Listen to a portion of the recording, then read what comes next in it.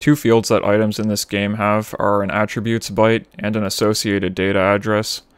The behavior of the attributes byte depends on the item. For example, the platforms at the start of this stage, if this number is negative, it changes the direction that the platform rotates in. But for doors and drops at least, if this number is negative, then whatever is located at this address, at the associated data address, gets despawned at the same time as the item.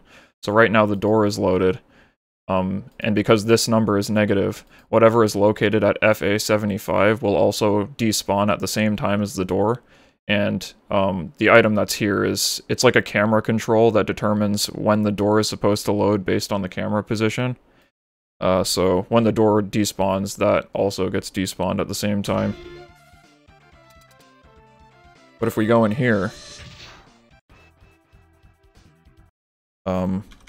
once Penguin's hook loads, you can see there the address changed to OE68, which is actually the address of the first enemy slot, because the hook is associated with Penguin, and that's where Penguin loaded.